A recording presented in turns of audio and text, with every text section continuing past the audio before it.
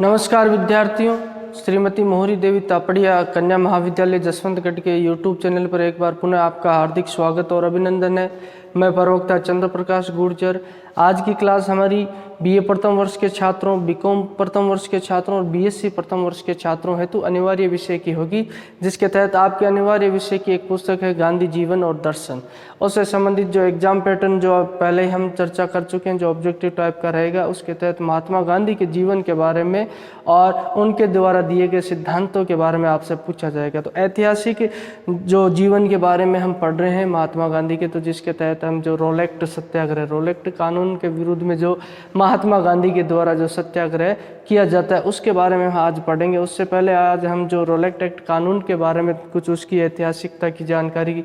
जो हासिल करेंगे कि इसके पीछे क्या कारण था। जो महात्मा गांधी के द्वारा जो 1919 ईस्वी में जो रोलेक्ट एक्ट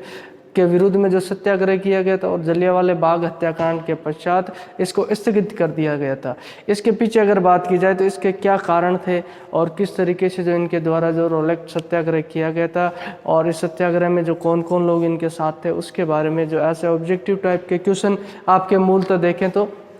चैप्टर से आपके जो एग्जाम में पूछे जा सकते हैं, ऑब्जेक्टिव टाइप के क्वेश्चन है। तो रोलेक्ट एक्ट की बात करेंगे हम। जो रोलेट एक्ट भी कहते हैं, इसे कई जगह रोलेक्ट एक्ट भी लिखा हुआ देखने को मिलता है, इसमें आप कंफ्यूज मत हुइए। जो अप्रैल 1919 में ये जो किया जाता है सत्याग्रह, रोलेक्ट सत्याग्रह आप कह सकते हो, रोलेक्ट एक्ट के विरुद्ध में जो बात की जाए तो ये इसकी जो मूलतः ये रोलेक्ट एक्ट क्या था, इसके सत्याग्रह को समझने से पहले हमें ये जानना होगा कि रोलेक्ट एक्ट क्या था, इसमें ऐसे कौन से नियम और प्रावधान थे जिसकी वजह से जो लोगों के द्वारा इसका विरोध किया गया और इस विरोध ने जो आंदोलन का स्वरूप ले लिया। अगर बात की जाए तो इसके पीछे क्या कारण थे कि ये चीज़ क्या थी रोलेक्ट एक्ट। 1857 ईस्वी के पश्चात कहा जाता है कि सबसे बड़ा जो अगर बात देखी जाए, विद्रोह देखने की बात करें, जन उबार अगर देखना पड़े, जनता का आक्रोश की अगर बात करें तो सबसे ज़्यादा जन आक्रोश हमें जो रोलेक्ट सत्याग्रह में देखने को मिलता है। अब इसके पीछे जो कारणों के बारे में जिक्र करें तो कारणों की, जैसे भी जनता पहले से भी परेशान थी कि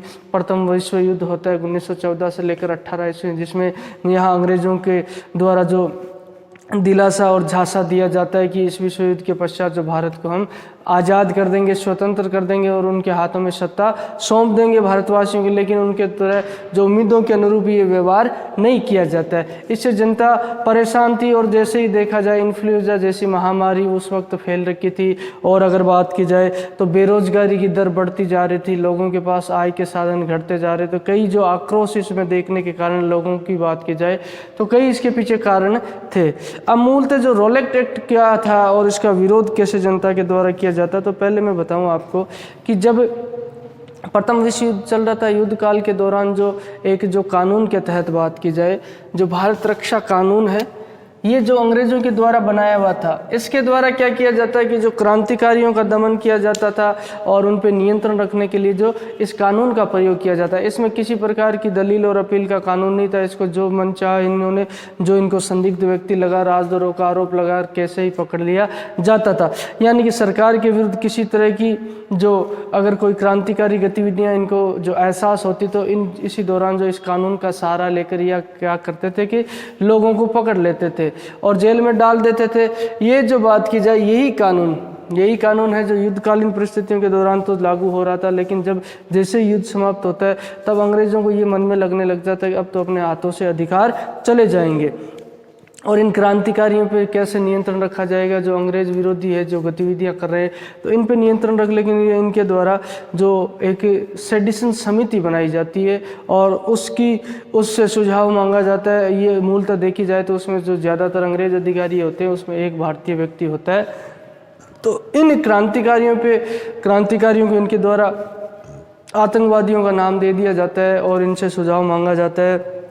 और इस रिपोर्ट में जो आए सुझाव लागू कर दिए जाते हैं। इस कारण से क्या होता है, जनता के द्वारा इनका विरोध किया जाता है और महात्मा गांधी के द्वारा निश्चय कर लिया जाता है, जिसे काले कानून की संज्ञा इनके द्वारा दी जाती है रोलेक्ट एक्ट को, और सत्याग्रह करने का निश्चय कर लिया जाता है। अगर बात की जाए सेडिशन समिति है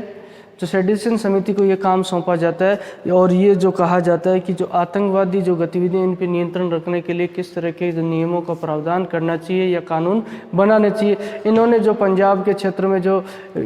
सर्वे करते हुए जो अपनी रिपोर्ट प्रस्तुत की सेडिशन समिति के द्वारा। सेडिशन समिति की अगर बात की जाए 10 सितंबर को 1917 को इसकी स्थापना कर दी जाती है और इसके अध्यक्ष होते हैं सर सिडनी रॉलेट और इन्हीं के नाम पे ये कानून क्या कहलाता है, रॉलेट एक्ट कहलाता है। अगर आपसे पूछ लिया जाए सेडिशन समिति के अध्यक्ष कौन है तो सर सिडनी रॉलेट, ठीक है, क्योंकि ये रॉलेट एक्ट से जुड़ा हुआ जो क्वेश्चन है उससे जुड़ा हुआ व्यक्ति है जिसके तहत जो रॉलेट सत्याग्रह महात्मा गांधी के द्वारा किया जाता है।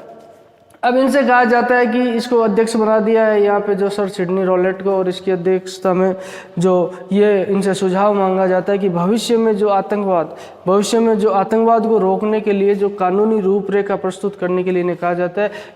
जाता है कि आप ऐसे कानून का निर्माण कीजिए जिससे इन क्रांतिकारियों पे मूलतः क्रांतिकारियों पे जो अंकुश लगाने के लिए, और अगर बात की जाए क्रांतिकारियों पे अंकुश के पश्चात तो इस तरह के जो आतंकवाद का नाम इसे देकर बोले आतंकवादियों पर नियंत्रण रखने के लिए किस तरह के जो कानूनों का प्रावधान किया जाना चाहिए ये कार्य इनको सौंपा जाता है और जिसमें सदस्यों की संख्या 5 होती है। जैसे अगर बात की जाए सेडिशन समिति में सदस्यों की संख्या कितनी होती है, 5 होती है, जिसमें मात्र एक भारतीय व्यक्ति होता है और बाकी 4 अंग्रेज होते हैं। अब इस समिति के द्वारा जो अपनी रिपोर्ट पेश की जाती है, अपना सर्वे कर लिया जाता है। सर्वे करने के पश्चात इस समिति के द्वारा जो रिपोर्ट पेश की जाती है उस रिपोर्ट में बताया जाता है कि आतंकवादी गतिविधियों का भय अभी भी बना हुआ है और आतंकवादी जो गतिविधियां करने में कई लोग सक्रिय हैं, तो उन पर नियंत्रण रखने के लिए इसके द्वारा जो कानूनी रूपरेखा प्रस्तुत की जाती है, एक खाका उनके द्वारा प्रस्तुत किया जाता है। इस तरीके से बोले इन पर नियंत्रण रखना चाहिए। इनके द्वारा 2 उपाय सुझाए जाते हैं इस समिति के द्वारा कि दंडात्मक, एक तो व्यक्तियों को जो यहाँ बात की जाए दंड देकर सजा देकर इन पर नियंत्रण किया जाए, और उसे निरोधात्मक यानी कि उनको रोकने के लिए दूसरे उपायों का प्रयोग किया जाए। अब इस समिति के द्वारा जो सुझाव दिए गए और कानून को प्रस्तुत किया गया, सरकार के द्वारा क्या किया जाता है, जो इन कानूनों को जैसे के तैसे जो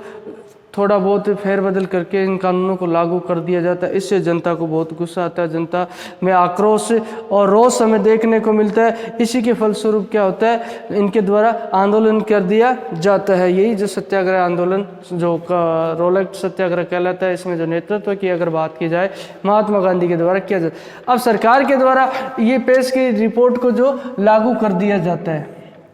ये निश्चय इनके द्वारा कर लिया जाता है, चाहे जनता का जो ध्यान यहाँ नहीं रखा जाता है, जनता को दरकिनार कर दिया जाता है। और इसमें जो ये प्रावधान किया जाता है कि बगैर मुकदमे के किसी व्यक्ति पे जो राजद्रोह का आरोप लगा दिया जाता था और उस संदिग्ध मानते हुए उस पर अगर बात जाए बगैर कोई मुकदमा दर्ज किए उसे 2 साल की सज़ा दे सकते हो, और उसके तहत बात की जाए तो उसे चाहे तो सरकार क्या कर सकती थी, नज़रबंद कर सकती थी। तो यही जो इनके द्वारा जो भारत रक्षा कानून को फेरबदल करके थोड़ा बहुत यही घुमा दिया जाता है और इसी कानून को पुनः लागू कर दिया जाता है। अब सरकार वही जो युद्धकालीन परिस्थितियों के नियम है जो इन पर जनता पे लागू करती है, इसका विरोध जनता के द्वारा किया जाता है। और युद्धकालीन जो प्रतिबंध थे, पहले अगर बात की जाए भारत रक्षा अधिनियम के तहत जो हमने बात की थी, भारत रक्षा कानून के तहत जो चीज़ें पहले लागू थी, सरकार ने कह दिया कि वही चीज़ें लागू रहेगी। सरकार जब चाहे जिसको पकड़ सकती है, जब चाहे जिसको जेल में डाल सकती है, तो वही प्रतिबंध लागू कर दिए जाते हैं। अपील का अधिकार समाप्त कर दिया जाता है कि ऐसी गिरफ्तारी के विरुद्ध में कोई भी व्यक्ति कहीं अपील नहीं कर सकता है, और किसी व्यक्ति के पश्चात जो प्रतिबंधित जिस पे रोक लगी हुई है वो साहित्य अगर वह रखे हुए अपने पास रखता है या ऐसा पाया जाता है उसको भी क्या किया जा सकता है, उसके खिलाफ कानूनी कार्रवाई की जा सकती है और उसे जेल में डाला जा सकता है। इस तरीके से जो नियम बना सकते हैं, और इनके खिलाफ अगर होने वाली जो कानूनी प्रक्रिया है उसको हमेशा गोपनीय रखा जाएगा। इनकी सुनवाई जहाँ भी होगी कोर्ट वगैरह, तो उस प्रक्रिया को पूर्णतः गोपनीय रखा जाएगा। तो इससे क्या जनता के द्वारा जो इन चीज़ों का इन कानूनों का विरोध किया जाता है। और रॉलेट जो बात करें, सिडनी रॉलेट है, ये जो सर सिडनी रॉलेट है, इनकी अध्यक्षता के कारण ही ये कानून क्या कहलाता है, रॉलेट कहलाता है, जो इनके द्वारा जो सेडिशन समिति के जो अध्यक्ष है। तो ये सुझाव सरकार को दिए जाते हैं, सरकार के द्वारा जस के तस इनको लागू कर दिया जाता है, जनता का ध्यान बिल्कुल नहीं रखा जाता है। और इसी कारण लोगों के द्वारा इस कानून के विरोध में जो आंदोलन करने का विचार बनाया जाता है और यही विचार आगे जाके जो रॉलेट सत्याग्रह का रूप ले लेता है। रॉलेट सत्याग्रह के रूप की बात करें तो इस पे रूपरेखा तैयार करने के लिए सत्याग्रह पे 24 फरवरी की बात की 24 फरवरी 1919 को महात्मा गांधी के द्वारा साबरमती आश्रम में एक मीटिंग बुलाई जाती है और उनके द्वारा निश्चय किया जाता है इस काले कानून का विरोध करने का। और ये तय कर लिया जाता है कि जब तक इस कानून को वापस नहीं लिया जाएगा तब तक है जो हम सत्याग्रह करेंगे और पीछे नहीं हटेंगे। ये जो मीटिंग बुलाते हुए इनके द्वारा सत्याग्रह सभा की स्थापना, जहाँ साबरमती आश्रम के बारे में हमने जिक्र किया था। साबरमती आश्रम का है गुजरात में स्थित है साबरमती आश्रम। यह मीटिंग की जाती है, सत्याग्रह सभा की स्थापना कर दी जाती है, प्रतिज्ञा पत्र तैयार किया जाता है। उसमें कहा जाता है कि जब तक सरकार के द्वारा इस कानून को वापस नहीं लिया जाएगा तब तक हम सत्याग्रह से पीछे नहीं हटेंगे और तब तक सत्याग्रह करेंगे। और इसी के लिए जो 24 फरवरी को उनके द्वारा वायसराय को क्या लिखा जाता है, महात्मा गांधी के द्वारा पत्र लिखा जाता है और अपने आंदोलन के बारे में उनको अवगत करवा दिया जाता है।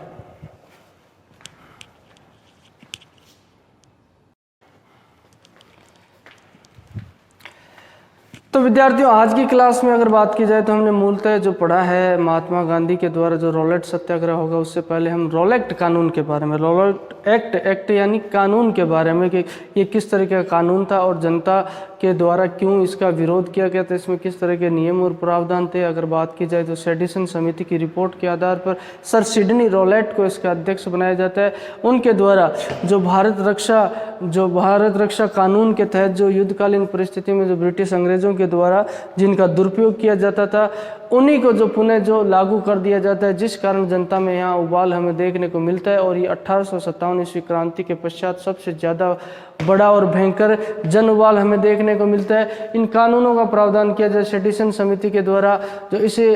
कानून को, भारत रक्षा कानून को लागू करने के लिए जो सुझाव दिए जाते हैं और उनके द्वारा इस समिति का गठन करते हुए कई सुझाव दिए गए। उन सुझावों में अगर बात की जाए,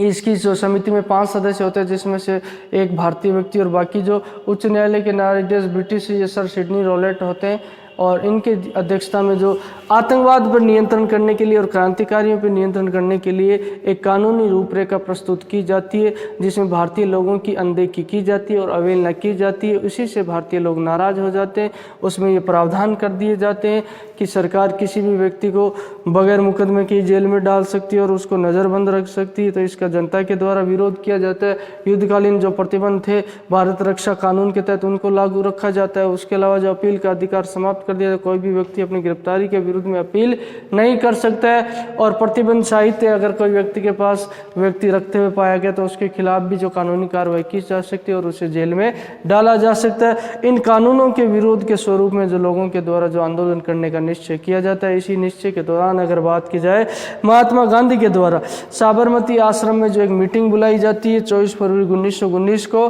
किस आंदोलन के विरोध में अगर आपसे क्वेश्चन पूछ दिया जाए, क्वेश्चन पुटअप होता है, तो रॉलेट एक्ट के विरुद्ध में जो अप्रैल 1919 में आता है। तो 24 फरवरी में जो शुरुआती दौर में इसकी रिपोर्ट प्रकाशित हो जाती है, तो वहाँ एक जो मीटिंग बुलाई जाती है और इसी मीटिंग के दौरान उनके द्वारा सत्याग्रह सभा की स्थापना कर दी जाती है। कहाँ कर दी जाती है? साबरमती आश्रम गुजरात में। और प्रतिज्ञा पत्र तैयार करवाया जाता है, जिसमें यह कहा जाता है कि जब तक इस काले कानून को पीछे नहीं लिया जाएगा तब तक हम अपना सत्याग्रह जारी रखेंगे। और इसी उद्देश्य जो तत्कालीन जो वायसराय है उनको क्या करते हैं, ये पत्र लिख के अपने आंदोलन से अवगत कराते थे। बोलिए, यहाँ तक कुछ पूछना हो तो, किसी तरह की समस्या हो तो आप निसंकोच पूछ सकते हो। बाकी टाइम में जो कॉलेज का टाइम रहता है, बाकी जो 6 दिन है उनमें आप जो भी है, कभी भी जो कोई भी समस्या आपके सामने रहे तो आप निसंकोच पूछ सकते हो। तो आज की क्लास के लिए बस इतना ही। अब आगे की क्लास में हम पढ़ेंगे किस तरीके से महात्मा गांधी के द्वारा जो ये रॉलेट सत्याग्रह किया जाता है और उसके पश्चात जो घटना घटित होती है जलियांवाला बाग हत्याकांड की, उसके पश्चात इस जो आंदोलन को स्थगित उनके द्वारा कर दिया जाता है। तो आज के लिए बस इतना ही और सभी विद्यार्थियों का एक बार पुनः बहुत बहुत धन्यवाद।